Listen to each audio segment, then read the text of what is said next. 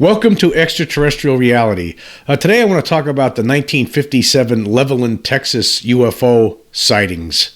There was a series of sightings that occurred in Levelland, Texas in 1957, and I'm going to read from a couple different sources here to go over this. Basically, what happened during these sightings, a lot of different vehicles that people were driving were basically shut off because they were in close proximity to an apparent UFO. Anyway, here's from History.com. They mention it in an article here about some of the most famous UFO sightings to ever occur. It says here, in the film Close Encounters of the Third Kind, there's a famous scene where a UFO makes the electronics in a car go haywire. The real-life inspiration for that scene came from an incident in 1957 when dozens of citizens of Levelland, Texas individually reported seeing a rocket or strange lights that interfered with their vehicles. Engines died, lights cut out. Though the police initially thought the reports were a hoax, they too saw the mysterious lights as they investigated the situation. Project Blue Book was assigned to investigate the case. Their findings? It was an electrical storm and ball lightning that caused the lights and the mechanical malfunctions, despite the fact that there were no reported thunderstorms in the area that night.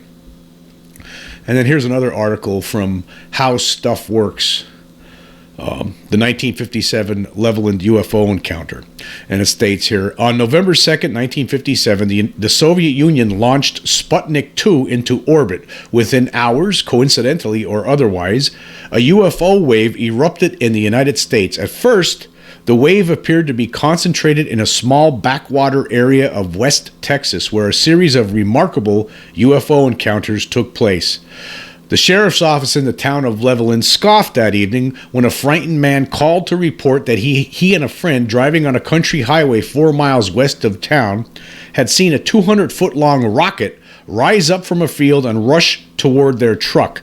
Terrified of an imminent collision, the two flew out of the cab and hurled themselves into the ditch. As the UFO passed just above the truck, rocking it with a blast as loud as thunder, the vehicle's engine died and its lights went out, only to resume a few seconds later when the mysterious object disappeared from view. An hour later, another caller recounted his experience with an identical UFO that had also interfered with the electrical functioning of his car. The scoffing stopped, and sheriff's officers soon found themselves handling comparable stories from frightened observers who had seen a giant light and engine-killing UFO at locations west, east, and north of Levelland. At 1:30 a.m., Sheriff Weir Clem and a deputy saw the UFO themselves. A few minutes later, Ray Jones, Levelland's fire marshal, experienced motor difficulty when the same or a similar phenomenon was in view. The official Air Force explanation? Ball lightning. But ball lightning never exceeds more than a few feet in diameter and is usually only inches around. Project Blue Book claimed an electrical storm was in progress during the sightings. There was no storm. By 1957, Project Blue Book's investigations were perfunctory at best. Even its chief scientific advisor, astronomer J. Allen Hynek, would later remark on the absence of evidence that ball lightning can stop cars and put out headlights. And then there's even a better recounting of this whole episode, along with of course, the debunkers that came afterward, what the things that they said in Wikipedia, and I'm going to read some of the stuff that's in here, and then we'll talk about it. It says here, on the evening of November 2nd, 1957, two immigrant farm workers, Pedro Saucedo and Joe Salaz, called the Levelland Police Department to report a UFO sighting. Saucedo told police officer A.J. Fowler, who was working the night desk at the police station, that they had been driving 4 miles west of Levelland when they saw a blue flash of light near the road. They claimed their truck engine died and a rocket-shaped object rose up and approached the truck. According to Saucedo, I jumped out of the truck and hit the dirt because I was afraid. I called to Joe, but he didn't get out. The thing passed directly over my truck with a great sound and rush of wind. It sounded like thunder and my truck rocked from the flash. I felt a lot of heat. As the object moved away, the truck's engine restarted and worked normally. Believing the story to be a joke, Fowler ignored it. An hour later, Motorist Jim Wheeler reported a brilliantly lit egg-shaped object about 200 feet long was sitting in the road 4 miles east of Levelland, blocking his path. He claimed his vehicle died, and as he got out of his car, the object took off and its lights went out. As it moved away, Wheeler's car restarted and worked normally. At 10:55 p.m., a married couple driving northeast of Levelland reported that they saw a bright flash of light moving across the sky, and their headlights and radio died for 3 seconds. 5 minutes later, Jose Alvarez claimed he met a strange object sitting on the road 11 miles north of Levelland, and his vehicle's engine died until the object departed. At 12:05 a.m., November 3rd, a Texas Technological College, now Texas Tech University student named Newell Wright was surprised when, driving 10 miles east of Levelland, his car engine began to sputter. The ammeter on the dash jumped to discharge and then back to normal, and the motor started cutting out like it was out of gas. The car rolled to a stop. Then the headlights dimmed and several seconds later went out. When he got out to check out on the problem, he saw a 100-foot-long egg-shaped object sitting in the road. It took off and his engine started running again. At 12:15 a.m., Officer Fowler received another call, this time from a farmer named Frank Williams, who claimed he had encountered a brightly glowing object sitting in the road, and as his car approached it, its lights went out and its motor stopped. The object flew away and his car lights and motor started working again. Other callers were Ronald Martin at 12:45 a.m. and James Long at 1:15 a.m., and they both reported seeing a brightly lit object sitting in the road in front of them, and they also claimed that their engines and headlights died until the object flew away. By this time, several Levelland police officers were investigating the reports. Among them was Sheriff Weir Clem, who saw a brilliant red object moving across the sky at 1:30 a.m. At 1:45 a.m., Levelland Fire Chief Ray Jones also saw an object, and his vehicle's lights and engine sputtered. The reports apparently ended soon after. During the night of November 2nd and 3rd, the Levelland Police Department received a total of 15 UFO-related reports, and Officer Fowler noted that everybody who called was very excited. Okay, I was going to stop there and we'll talk about this for a couple minutes. I mean, it's amazing to have all these witnesses experiencing this incredible event all in one night, one after the other, after the other, after the other. I mean, basically some object shows up, an egg-shaped object, and knocks out their cars, basically. The radios go out, the engines stop, and they can't do anything, and then the object flies away, and all of a sudden everything is back to normal again. It's just amazing, and to have all these people, reporting the same thing. Obviously something was going on.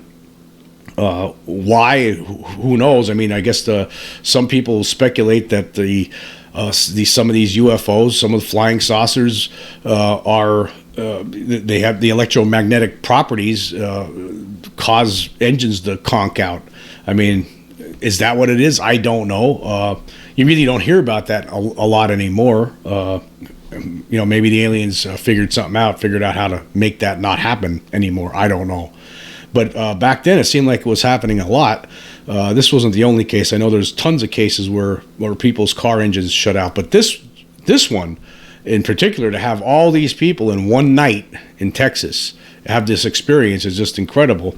And the excuse that the Air Force would later put out with regard to ball lightning is absolutely ridiculous, as we will get into. Now, I'm going to read some more of this here. This in Wikipedia here, it talks about the United States Air Force investigation. And apparently J. Allen Hynek didn't work on. He was still with Blue Book at the time, but he didn't work on this particular case. And later on, he regretted it. He wished he would have looked at it. And he actually stated that the Air Force's conclusions were incorrect. Anyway, it says the Levelland sightings received national publicity and were soon investigated by Project Blue Book. Started in 1947 as Project Sign, Project Blue Book was the official United States Air Force research group assigned to investigate UFO reports. An Air Force sergeant was sent to Levelland and spent 7 hours in the city investigating the incident. After interviewing 3 of the eyewitnesses, Saucedo, Wheeler, and Wright, and after learning that thunderstorms were present in the area earlier in the day, the Air Force investigator concluded that a severe electrical storm, most probably ball lightning or St. Elmo's fire, was the major cause for the sightings and reported auto failures. According to UFO historian Curtis Peebles, now Curtis Peebles might be a UFO historian, but this guy's a debunker at the same time. It doesn't state that here, but he was a debunker. Curtis Peebles stated, the Air Force found only 3 persons who had witnessed the blue light. There was no uniform description of the object.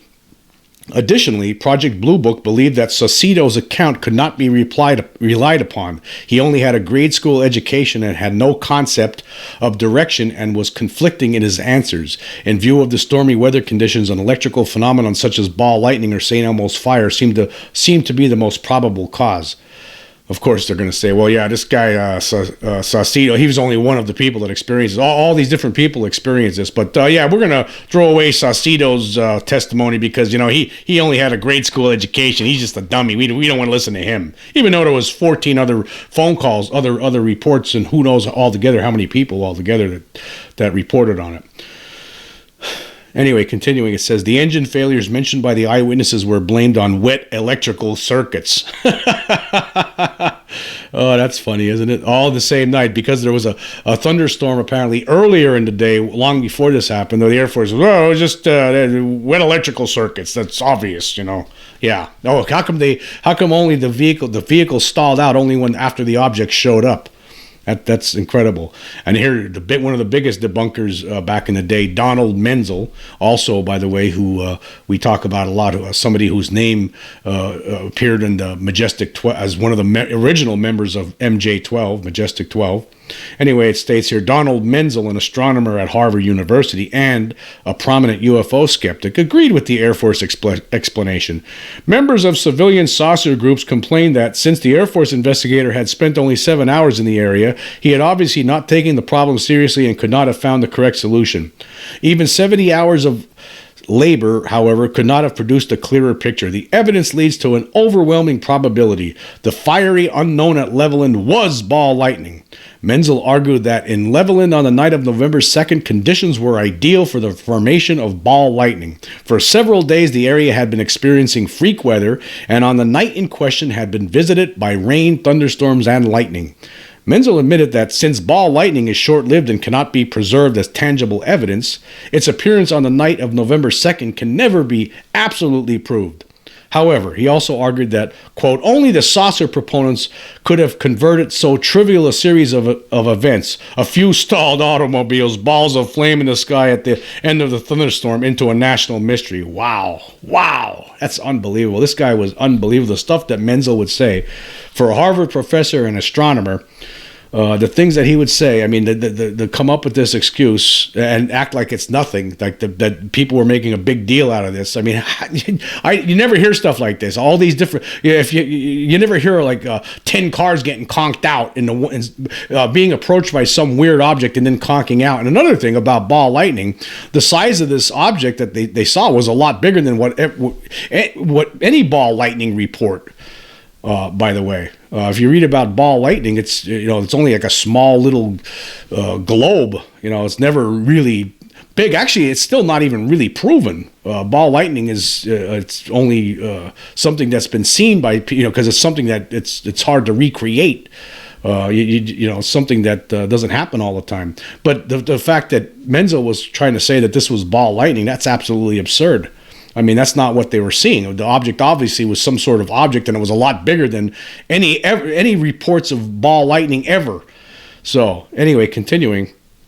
And it says here, 2 ufologists, James E. McDonald and J. Allen Hynek, disputed the Air Force ball lightning electrical storm explanation. Both men argued that there was no electrical storm in the area when the sightings occurred. In testimony before a committee of the United States House of Representatives in 1968, McDonald said that, quote, one famous UFO case was at Levelland, Texas. 10 vehicles were stopped within a short area, all independently in a 2-hour period. There was no lightning or thunderstorm and only a trace of rain.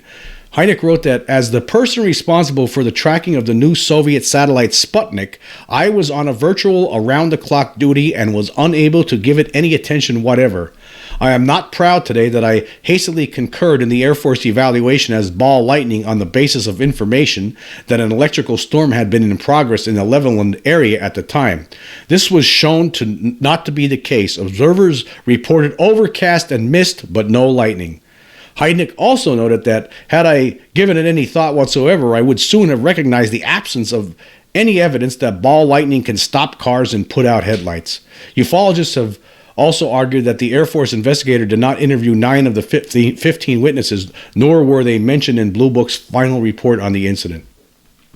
So this was one of the biggest, most interesting cases ever of UFO sighting. I mean, to have basically 10 cars conked out by a UFO momentarily, and then the UFO takes off. Why was this going on? What was the purpose of it? Was it some sort of experiment by aliens? Were they just screwing around, having fun? I mean, who knows? It doesn't make any sense why something like this would happen. But it's interesting too that the Air Force they didn't have any answers for this. I mean, how could they possibly? What are they going to say? What are they going to say? They had nothing. They ball light. Yeah, it's ball lightning. Nothing to worry about. Okay, everybody can go home now. Nothing to see here. What are they going to do? I mean, this is how it's always been over the years when it comes to these kind of cases. Could you imagine it all if something like this were to happen today? I mean, for one thing, you would actually have I would say probably about at least 70% of those people in these incidents, right? There were 10 vehicles basically that were conked out. The engines got conked out by this object. Now, I would imagine, I would imagine some of these people would try to film this thing with their cell phones, but then again, maybe the cell phones won't work. Maybe they'd be conked out too. Who knows? But it's just amazing that these things actually have happened in the past. Again, I'm not aware of any recent cases where things like this have happened, where engines get basically shut down and radios go off, and basically there's some sort of an effect, an electromagnetic effect caused by nearby UFOs that cause vehicles to basically stop operating. Be pretty dangerous if one of them got too close to an airplane, right? And something like that would happen. And apparently things like that did happen. Sometimes it's been talked about. There's been a lot of different planes that have military planes mostly that have gone down allegedly over the years throughout the 50s and 60s, where they chased after UFOs and never returned. We talked about that before in the podcast. But anyway, yes, the Levelland, Texas case, that's one of the bigger cases, one of the most interesting cases, that basically have all these cars get shut down at all different times. The sightings were at all different periods throughout that night into the early next morning. And there's still no explanation to this day other than the Air Force's contention that it was ball lightning, which is total nonsense, not true.